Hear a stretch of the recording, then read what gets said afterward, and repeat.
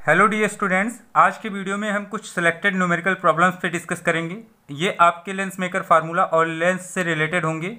जिन छात्रों ने पिछला वीडियो नहीं देखा है उनको डिस्क्रिप्शन में पिछले वीडियो की लिंक मिल जाएगी, वहाँ से जाके आप पिछला वीडियो देख सकते हैं। तो चलिए स्टार्ट करते हैं। ये आपका पहला क्वेश्चन है। इसमें ये आपको चित्र दिया गया है। क्वेश्चन में क्या बोला जा रहा है कि चित्र से 40 सेंटीमीटर व्यास वाले कांच जिसका अपवर्तनांक कितना है 1.5 के गोले पर प्रकाश की समांतर किरण पुंज टकराती है। मतलब एक पैरेलल लाइट बीम इस पर आकर टकरा रही है। ये एक कांच का गोला है। अब यहाँ पे गोले के दूसरी ओर यह कहाँ केंद्रित होगी ये आपको बताना है। कहने का मतलब ये है कि जो प्रकाश की किरण आ रही है वो फाइनल इमेज कहाँ पे बनाएगी ये आपको बताना है। तो यहाँ पे आप थोड़ा सा अपना माइंड जब सेट करेंगे तो आपको ये पता चलेगा कि इसमें देखिए दो यहाँ पे कैसे पृष्ठ बन रहे हैं, गोलीय पृष्ठ, एक यहाँ पे और एक दूसरी ओर। यहाँ पे जो पृष्ठ बन रहा है ये आपका इस किरण पुंज के लिए उत्तल गोलीय पृष्ठ है और यहाँ पे इसका जो पहला अपवर्तन हुआ है उसके द्वारा इसका इमेज बन रहा है कहाँ पे, आई डैश पर। गोले का व्यास है 40 सेंटीमीटर। तो यहाँ पे आप इसको जब सॉल्व करेंगे तो यहाँ पे गोलीय पृष्ठ पर अपवर्तन के लिए सूत्र का यूज करेंगे। अब उसके अकॉर्डिंग क्या हो जाएगा, यू आपको पहले पृष्ठ की बात करें, यहाँ पे फर्स्ट है, ये आपका सेकंड सरफेस है। प्रथम पृष्ठ पर क्या है, यू कितना है, इन्फिनिटिव है। और आपको निकालना है इसके लिए कितना, वी। पहले पृष्ठ के लिए आपको वी फाइंड करना है। प्रथम पृष्ठ पे आप अभी बात कर रहे हैं और प्रथम पृष्ठ के लिए इस वाले सरफेस के लिए आर कितना होगा, आर आपके पास होगा +20 सेंटीमीटर, क्योंकि 40 सेंटीमीटर इसका डायमीटर है। तो यहाँ पे कांच का अपवर्तनांक भी दिया है, मतलब आपको ANG, जिसको आप डायरेक्ट लिख सकते हैं NG या N लिख सकते हैं, ये आपको दिया गया है 1.5। अब आप फार्मूले का यूज करें तो N/V - 1/U = N-1/R से, ये आप फर्स्ट सरफेस की बात कर रहे हैं। अब यहाँ से n का मान है 1.5/V - 1/∞ = 1.5 - 1 कितना, 20। ये प्लस में है। अभी आपको कितना मिलने वाला है, 1.5 को आप लिख सकते हैं 3/2। ये आप लिख सकते हैं किसको, 1.5 को, इजी हो जाएगा। तो यहाँ पे आप लिखें इसको 3/2, यानी कि ये हो जाएगा 3/2V। जब आप इसको 3/2 लिखेंगे तो 2V के साथ मल्टीप्लाई करेगा और ये वाला पोर्शन हो जाएगा 0। 1/∞ मीन्स 0, क्योंकि आप जानते हैं इन्फिनिटिव मीन्स क्या होता है, 1/0। तो ये जब आप करेंगे 1/1/0 तो 0 ऊपर जाएगा, ओवरऑल सब 0 होगा। अब यहाँ पे = आपको मिलेगा कितना, ये देखिए लैप्स करेंगे तो 0.5 कितना, 20। तो यहाँ से 3/2V = क्या, ये आप यहाँ पे जब लेके जाएंगे तो यहाँ पे हो जाएगा 5/200। डेसिमल पॉइंट जब लेके हटाएंगे यहाँ पे तो ये चीज़ आपको मिल जाएगी। फिर यहाँ से आपको मिलेगा 3/V = 5/100। 2 से ये 200 कट जाएगा, 100 बचेगा। या यहाँ से आप फिर काट सकते हैं, 5 1 = 5, 5 2 = 10। तो यहाँ से V = आपको मिला कितना, 60 सेंटीमीटर। कहने का मतलब ये पहले सरफेस पे जब अपवर्तन हुआ यहाँ पे, तो आपको इमेज कितनी दूरी पर मिलेगा, 60 सेंटीमीटर। मतलब ये वाला पूरा आई डैश तक कितना होगा, 60 सेंटीमीटर। अब आप ये जानते हैं कि दूसरे सरफेस पे अगर हम ध्यान दें तो ये आपका अवतल गोलीय पृष्ठ बन रहा है। पहला वाला उत्तल था, दूसरा अवतल है। अब यहाँ पे आप क्या करेंगे, अब दूसरे पृष्ठ के लिए आप U, V और R सब डिसाइड करिए। तो सेकंड सरफेस की बात की जा रही है, सेकंड सरफेस दूसरे पृष्ठ के लिए। तो U कितना हो जाएगा, U आपका देखिए ये आपका दिया गया है, ये इतना कितना है, 20 है। तो ये आपका R हो जाएगा। और इसी तरह से आप U भी डिसाइड कर सकते हैं। U कैसे डिसाइड करेंगे, आप ये जान रहे हैं कि यहाँ पे आई डैश दूसरे पृष्ठ के लिए किसका काम करेगा, आभासी वस्तु का काम करेगा। तो आपको सबसे पहले तो u ही निकालना है।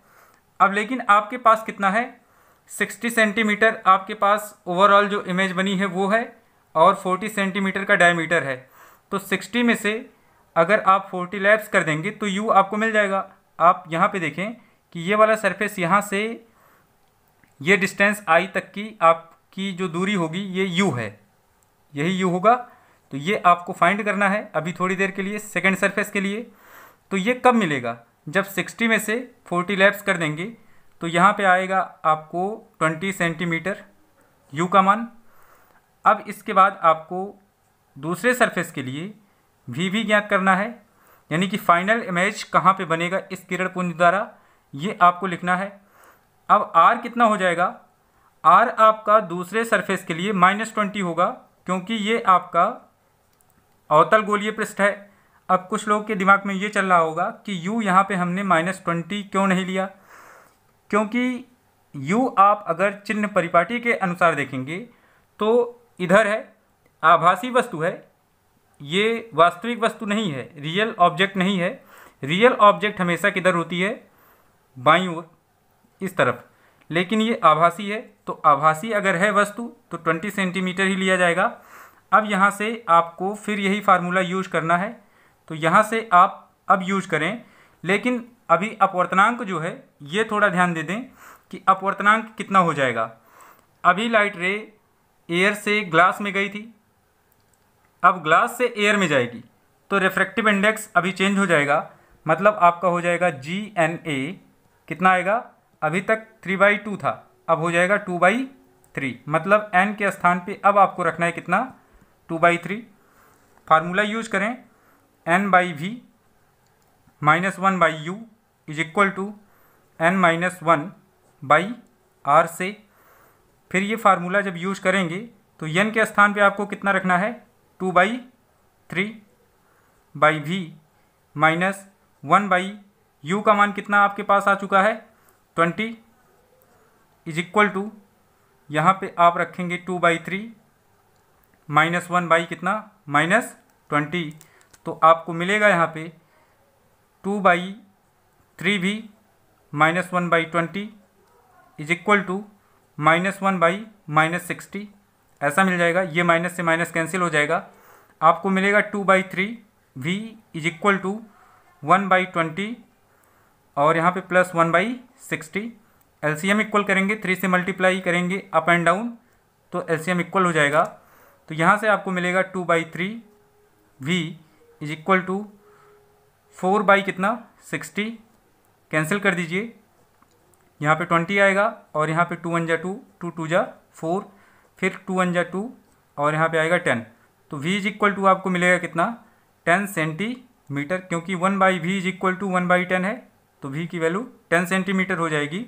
मतलब इमेज फाइनल जो मिलेगा वो ये मिलेगा, 10 सेंटीमीटर पर मिलेगा। तो आई होप आपको सारे कॉन्सेप्ट अच्छे से इसमें समझ में आ गए होंगे। बहुत ईजी है, बस आपको कॉन्सेप्ट क्लियर रखना है।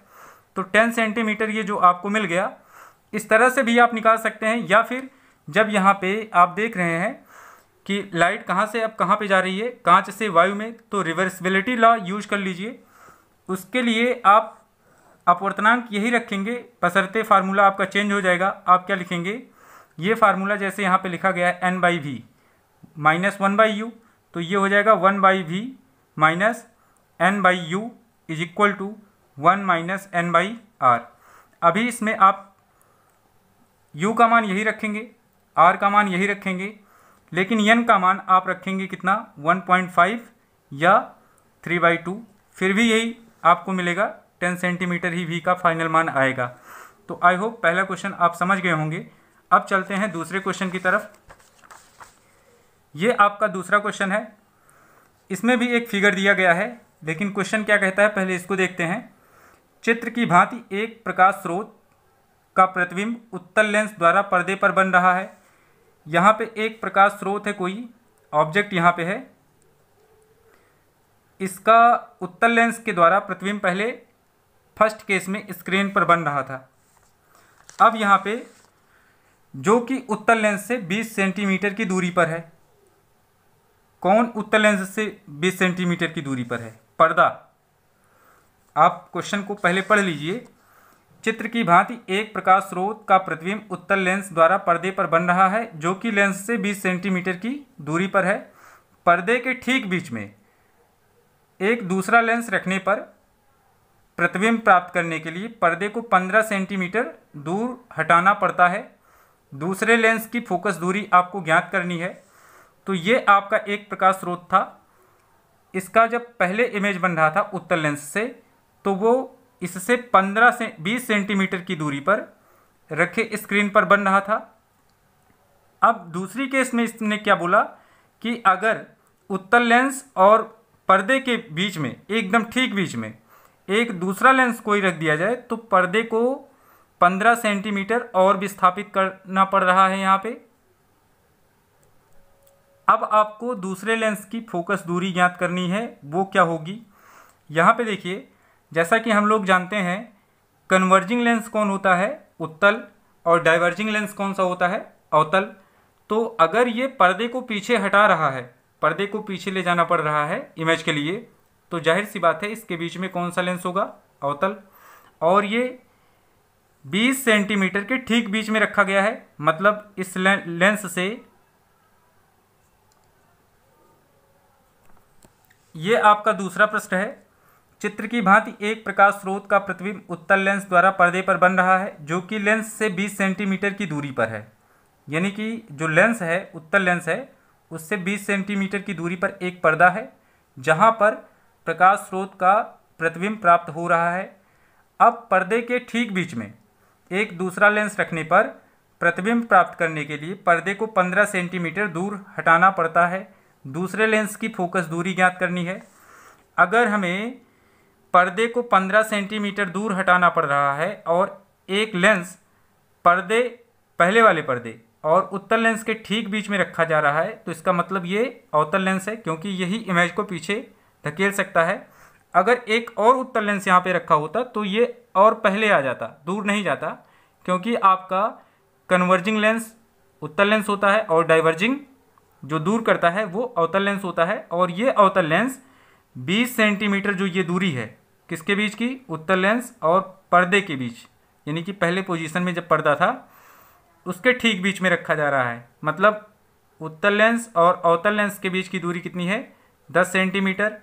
या हम ये कह सकते हैं कि उत्तल लेंस और यहाँ पे पहली केस में जब यहाँ पे इमेज बन रहा था उत्तल लेंस और पर्दे पर, इसके बीच की दूरी भी कितनी है, 10 सेंटीमीटर है। अब जब पहली केस का इमेज आपको यहाँ पे मिल रहा था, जो किसके द्वारा बन रहा था, उत्तल लेंस के द्वारा बन रहा था, तो आई आभासी वस्तु का काम करेगा किसके लिए, अवतल लेंस के लिए। तो यहाँ पे u का मान कितना हो जाएगा, u आपका हो जाएगा 10 सेंटीमीटर। अब ये इमेज को कितनी दूर बना दे रहा है, ये देखिए आपका u तो हो चुका है, लेकिन अब ये अपने से, यानी कि लेंस से दूसरे पर्दे की दूरी, जो दूसरी पोजीशन में पर्दा पहुंचा है, ये दूरी कितनी हो जा रही है, 25 सेंटीमीटर। 15 ये जिसको इसने विस्थापित किया है और ये 10 ऑलरेडी, तो 15 10 25 सेंटीमीटर। अब यहाँ पे भी आप लिख सकते हैं कितना, 25 सेंटीमीटर। दोनों दूरियाँ यहाँ पे पॉजिटिव में रहेंगी। आभासी वस्तु है, अभी हमने बताया, इसलिए u का मान 10 सेंटीमीटर। अगर ये इधर होता, लेंस के इधर, और रियल ऑब्जेक्ट होता तो हम लिखते -10 सेंटीमीटर। और यहाँ पे v ऑलरेडी आपको मिल रहा है 25 सेंटीमीटर, जो चिन्ह परिपाटी के अनुसार अगर देखेंगे तब भी 25 सेंटीमीटर होगा प्लस में। तो 1/f is equal to 1/v minus 1/u से आप लिख सकते हैं कि माना दूसरे लेंस की फोकस दूरी f है, तो यहाँ से 1/f is equal to 1/25 minus 1/u का मान कितना है, 10, ये हो जाएगा। तो 1/f इज इक्वल टू, यहाँ से आपको 50 मिल सकता है, आप इसमें 2 से मल्टीप्लाई कर दें, इसमें 5 से, अंश और हर में, तो मिल जाएगा। तो यहाँ से 2/50 माइनस कितना, 5 बटे कितना, 50, तो 1/f इज इक्वल टू आपको मिलेगा -3 बाई कितना, 50।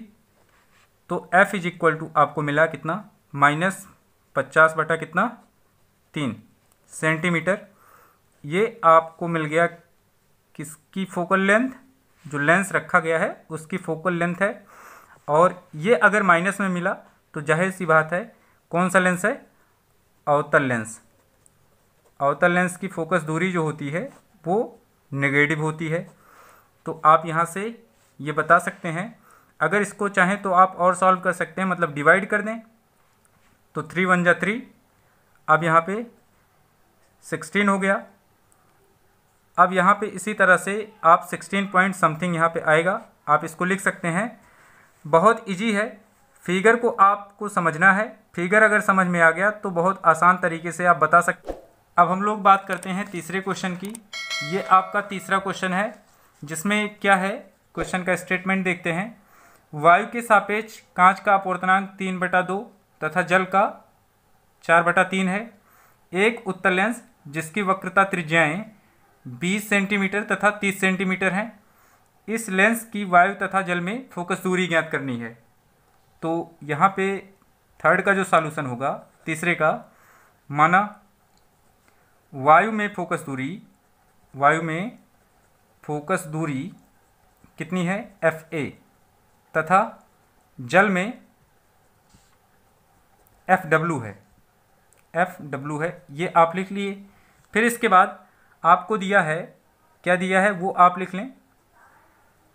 आपको ये दिया गया है ANG इज इक्वल टू 3/2 और आपको दिया गया है ANW इज इक्वल टू 4/3।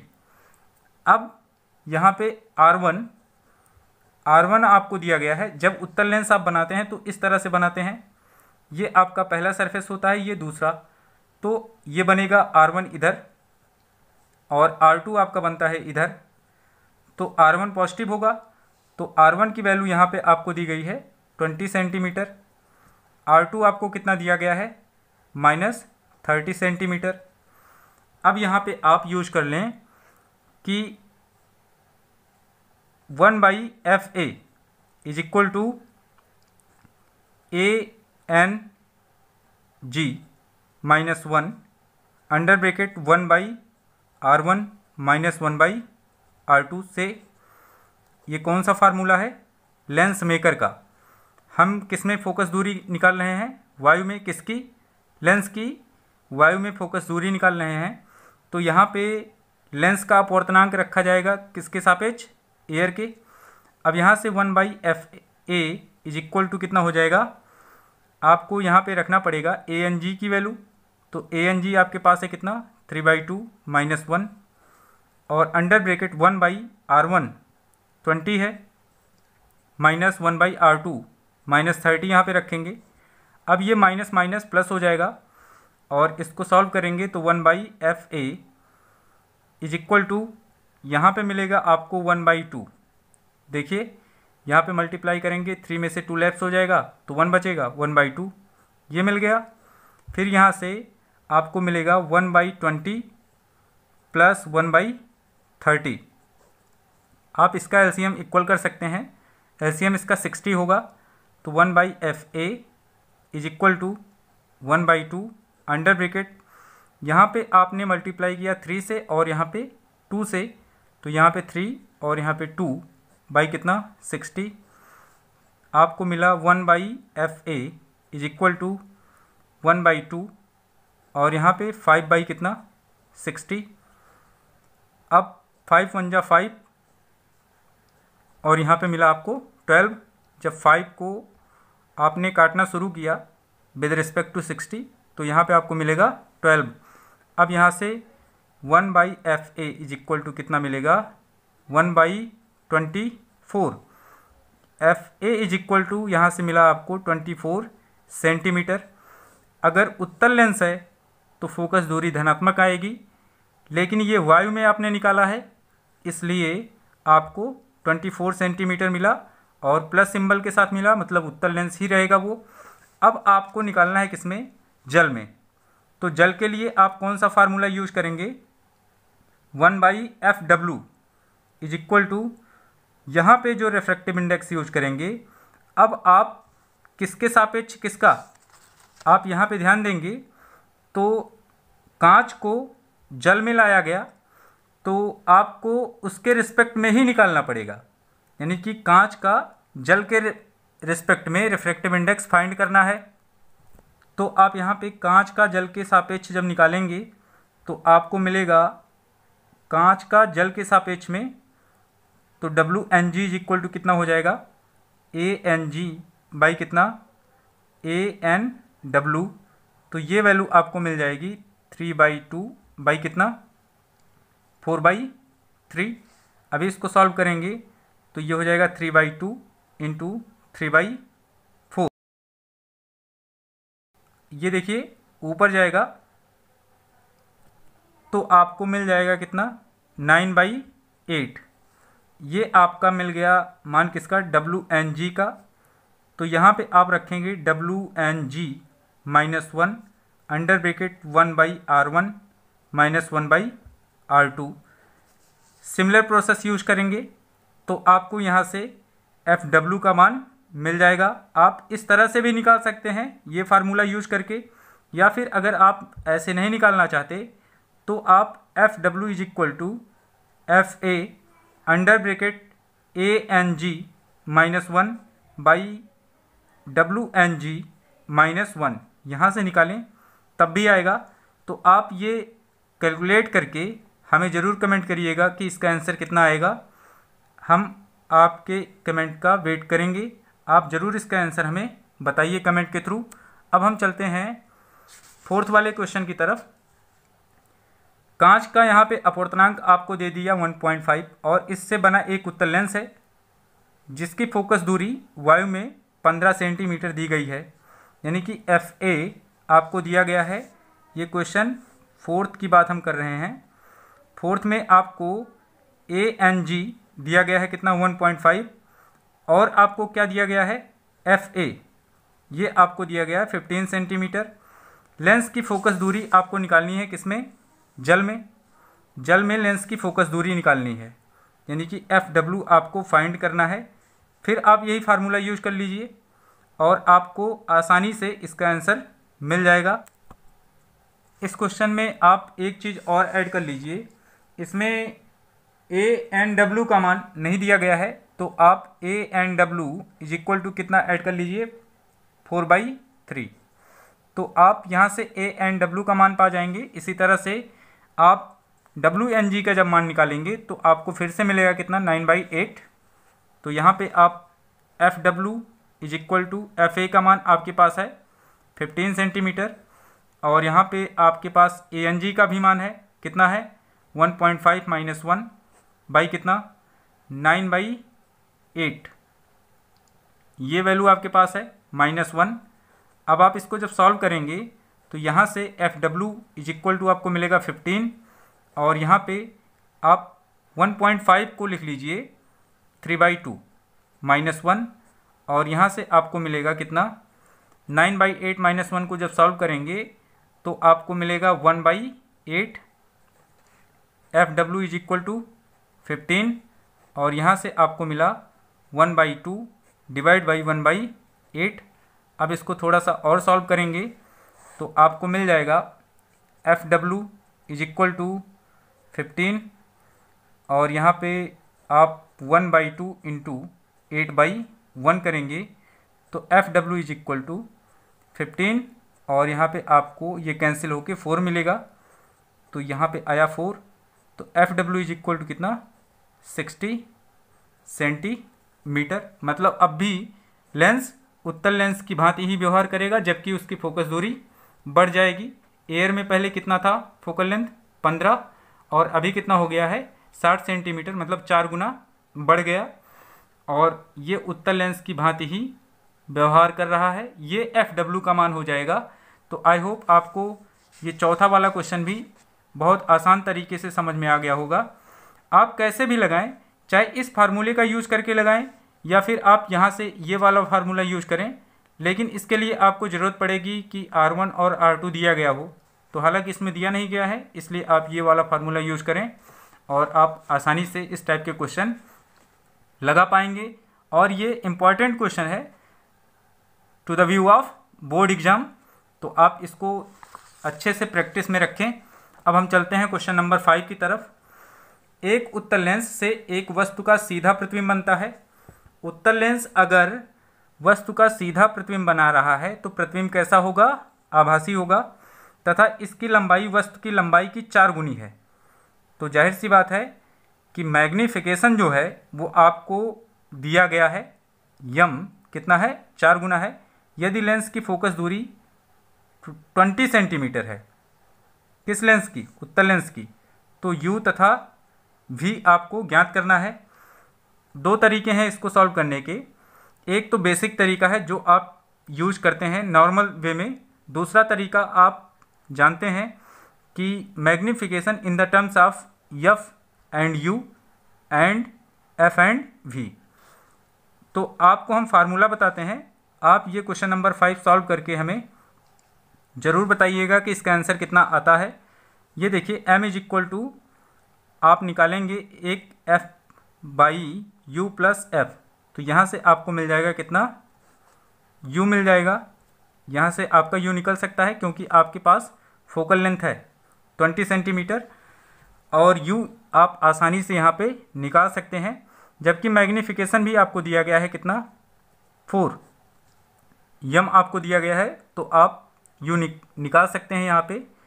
और m इज इक्वल टू होता है f minus V by F, तो यहाँ से आप क्या निकालेंगे? यहाँ से आपको मिल जाएगा v। ये भी आप निकाल सकते हैं, इसके लिए भी मैग्नीफिकेशन कितना होगा? 4। तो ये बहुत इजी प्रोसेस है। और अगर आप इस तरह से नहीं निकालना चाहते तो आप m is equal to lens के लिए होता है v बाई यू, ये आपको दिया गया है 4, और यहाँ से आपको मिलेगा कितना? v by you. तो यहाँ से आपको v की वैल्यू मिल जाएगी कितना? 4u। अब ये value 1 by F is equal to 1 by V minus 1 by U में रखें। v का मान कितना रखेंगे? 4u, और साइन कोई नहीं यूज करेंगे क्योंकि अंक में अगर पूरी वैल्यू दी गई होती तो आप माइनस प्लस यूज करते। आंकिक मान नहीं दिया गया है, ये वैल्यू ऐसे ही रख दी जाएगी, v के सामने भी कोई सिंबल नहीं यूज किया जाएगा। और f का मान तो आपको पता है कितना है? 20 सेंटीमीटर। तो आप इसको लगाएंगे इस फार्मूले से तब भी आएगा। तो उम्मीद करता हूँ कि आप इसका आंसर हमें ज़रूर कमेंट करेंगे। अब यहाँ पे हम चलते हैं क्वेश्चन नंबर 6 की तरफ। 6 वाला क्वेश्चन क्या है ये आप देखिए। 2 पतले लेंस जिनमें प्रत्येक की फोकस दूरी 25 सेंटीमीटर है, एक दूसरे के संपर्क में रखे हैं। इनसे 15 सेंटीमीटर की दूरी पर एक वस्तु रखने पर u तथा v के बीच की दूरी ज्ञात करो, जबकि दोनों लेंस एक बार उत्तल हैं और एक बार अवतल हैं तथा इनकी क्षमता भी ज्ञात करनी है। ये अच्छा क्वेश्चन है। तो सबसे पहले आप क्या निकालें? संयुक्त फोकस दूरी। अगर ये संपर्क में है तो संयुक्त फोकस दूरी आपको निकालना है, लेकिन किस केस में? एक बार जब दोनों उत्तल होंगे और एक बार जब दोनों अवतल होंगे, तो आप इनकी क्षमता भी आसानी से निकाल सकते हैं, यानी कि संयुक्त क्षमता जो आएगी। लेकिन खास बात यह है कि आपको दूरी किसके बीच की निकालनी है? वस्तु और प्रतिबिंब के बीच की दूरी निकालनी है। u तथा v के बीच की दूरी यहाँ पे जो दिया गया है, इसका मतलब यह है वस्तु तथा प्रतिबिंब के बीच की दूरी ज्ञात कीजिए। तो यहाँ पे पहली केस मैं बताता हूँ, सेकंड केस आप इसी तरह से करिएगा, और हमको इसके सेकंड केस में यानी कि अवतल वाली केस का भी आंसर कमेंट करिएगा। यानी कि जब दोनों लेंस उत्तल हों, अब क्या हो जाएगा? 1 by F is equal to 1 by F1 plus 1 by F2, ये संयुक्त फोकस दूरी हो जाएगी। तो यहाँ से 1 by F is equal to 1 by 25 plus 1 by 25 होगा, क्योंकि प्रत्येक की फोकस दूरी 25 सेंटीमीटर है, ऐसा आपको दिया गया है। तो ये आपको मिल जाएगा 1 by F is equal to 2 by 25, या यहाँ से आपको मिल सकता है f is equal to 12.5 centimetre. ये आपको संयुक्त फोकस दूरी मिल गई है। अब आप 1 by F is equal to 1 by V minus 1 by U use करें, तो यहाँ से आपको 1/12.5 इज इक्वल टू v आपको निकालना है, u आपको दिया गया है कि इससे 15 सेंटीमीटर की दूरी पर वस्तु रखने पर u तथा v के बीच की दूरी निकालनी है आपको। तो आप यहाँ पे रखिए 1/v माइनस यहाँ पे रखेंगे कितना 15, तो आपको मिलेगा 1/v। ये देखिए ये प्लस हो जाएगा अभी, इज इक्वल टू 1 कितना 12.5 माइनस कितना 1/15। अभी देखिए यहाँ पे ये प्लस था, जब इधर आएगा तो माइनस होगा। अब आप इसको जब सॉल्व करेंगे तो 1/v इज इक्वल टू कितना, आप इसको अभी अगर लिखना चाहें कितना 25/2 f का मान, क्योंकि 12.5 को आप लिख सकते हैं 25/2, तो थोड़ा इजी होगा कैलकुलेशन, क्योंकि पॉइंट में करना थोड़ा समय ज़्यादा लेगा, तो इसलिए आप इसको ऐसे ही लिखें अभी। तो 1 कितना 25/2 माइनस 1/15, ये ऊपर जाएगा तो 1/v इज इक्वल टू आपको मिल जाएगा कितना 2/25 माइनस 1/15। अब इसको थोड़ा सा आप जब सॉल्व करने का प्रयास करेंगे तो इसका जो एलसीएम आएगा 75 ये आएगा, तो 1/v इज इक्वल टू यहाँ से आपको मिल जाएगा 3 से मल्टीप्लाई करेंगे तो यहाँ पे 6 हो जाएगा, और यहाँ पे 5 से मल्टीप्लाई करेंगे। अब आपके पास मिला कितना डाउन साइड में 75, तो v का मान आपके पास जो आया वो आया कितना 75 सेंटीमीटर। 6 में से 5 घटाएंगे तो 1 ही आएगा। अब ये 75 है ऐसे, तो 1/75 किसका मान है 1/v का, तो v का मान आएगा कितना 75 सेंटीमीटर। अब आपसे पूछा गया है mod of u plus mod of v कितना आएगा, नहीं तो आपके दिमाग में यहाँ पे ये चलता कि u का मान माइनस में है v का मान प्लस में है, तो ऐसे करके हम इसको सॉल्व करेंगे।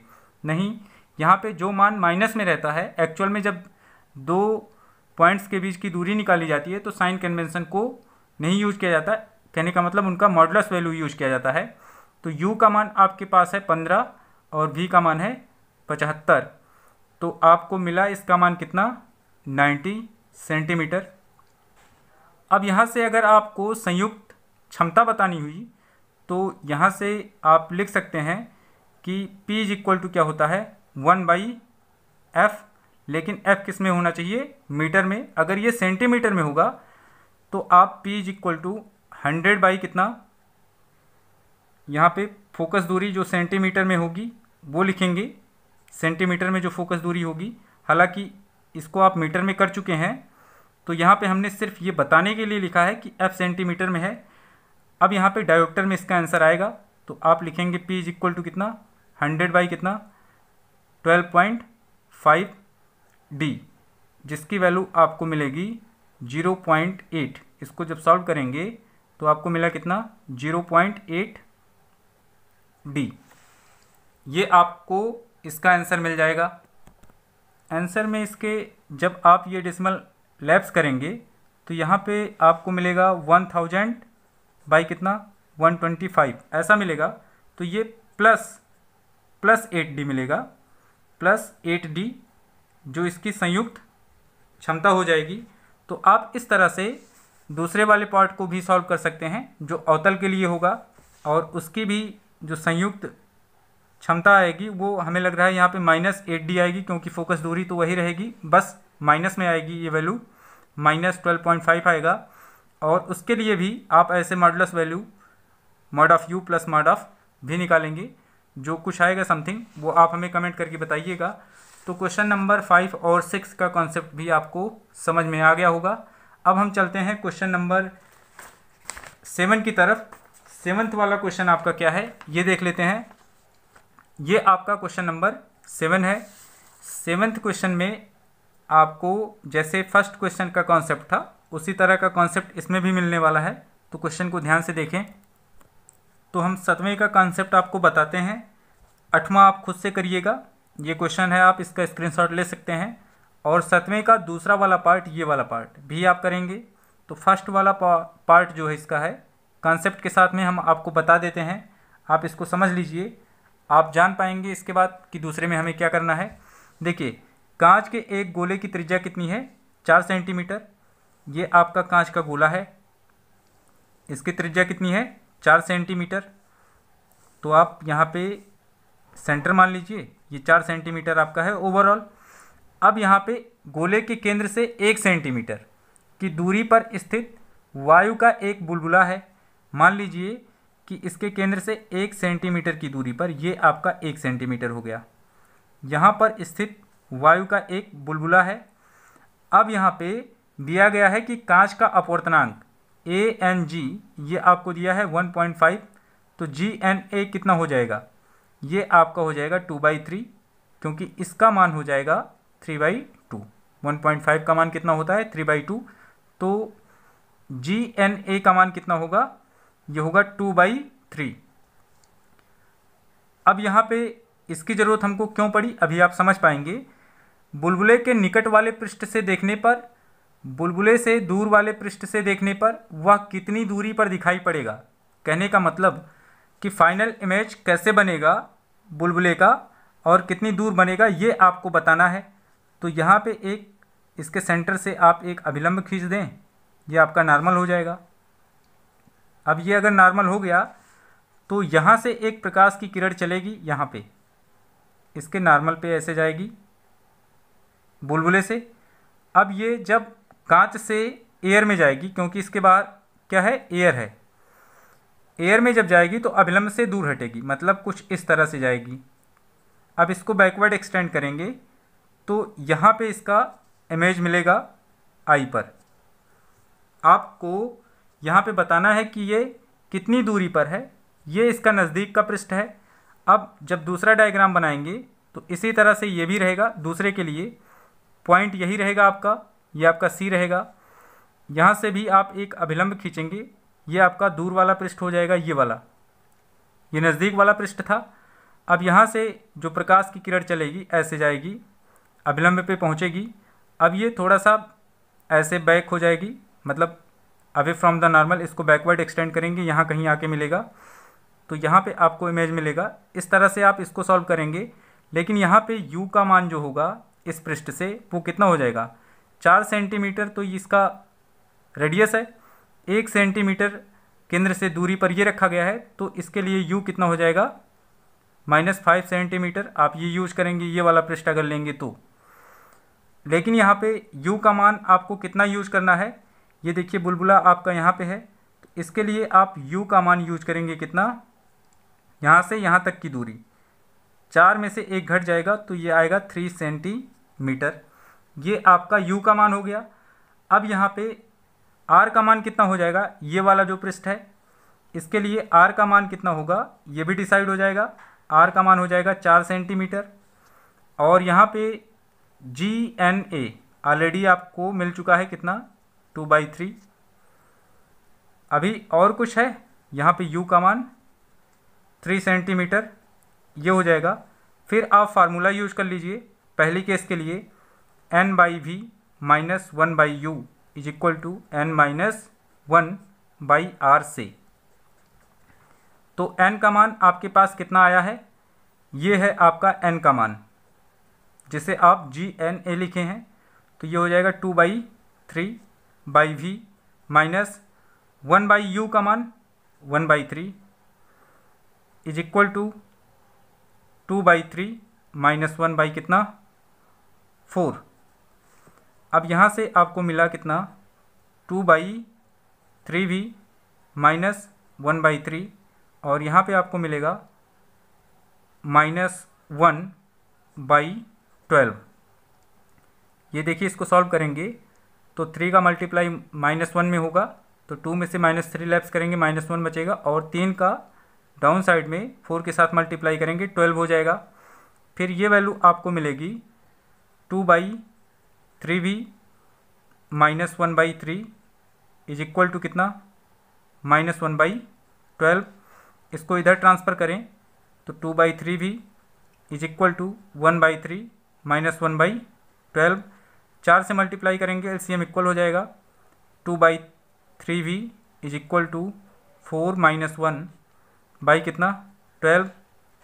या आपको मिला कितना, 2/3V इज इक्वल टू 3/12। तो 3 1 जा 3, 3 4 जा 12। अभी आपको मिला 2/v इज इक्वल टू 3/4, या यहाँ से आपको मिला v इज इक्वल टू, देखिए इसका मल्टीप्लाई क्रॉस मल्टीप्लाई करेंगे तो 4 2 जा 8 हो जाएगा, 8 बाई कितना 3, ये वैल्यू आपको मिल जाएगी इतना सेंटीमीटर। आप इसको अगर सॉल्व करना चाहेंगे तो v इज इक्वल टू 3 2 जा 6 और फिर 2 बचा, तो यहाँ पे 6 ऐसे आएगा, इतना सेंटीमीटर लगभग। आप इसी तरह से दूसरे वाले कॉन्सेप्ट को जब आप सॉल्व करेंगे तो u का मान आपके लिए कितना हो जाएगा, -5 सेंटीमीटर। आपको v फाइंड करना रहेगा। आपके लिए GNA की वैल्यू सेम रहेगी जो 2/3 है। अब आपको यही फार्मूला यूज करना है। इसके लिए r का मान कितना आप रखेंगे, r आपका रहेगा इस वाले पृष्ठ के लिए -4 सेंटीमीटर। अब आप ये दूसरा वाला कॉन्सेप्ट सॉल्व करके हमें बताइएगा। साथ ही साथ क्वेश्चन नंबर 8 ये भी सॉल्व करिएगा। अगर आपको ऐसे क्वेश्चंस में और भी कहीं प्रॉब्लम है या आपके पास कोई और क्वेश्चन है तो आप हमें उस क्वेश्चन को इस नंबर पर व्हाट्सएप करें, हम आपकी प्रॉब्लम को सॉल्व करके आपको ज़रूर देंगे। और आशा करते हैं कि जितने कॉन्सेप्ट आपको अब तक बताए गए हैं वो आपको अच्छे से समझ में आए हैं। अगर डाउट है तो आप विदाउट एनी हेजिटेशन हमें कमेंट करें, हम उसको ज़रूर दूर करने का प्रयास करेंगे। तो आज के वीडियो में बस इतना ही। अगले वीडियो का आप इंतज़ार करिए जो नए टॉपिक पर आधारित होगा। धन्यवाद।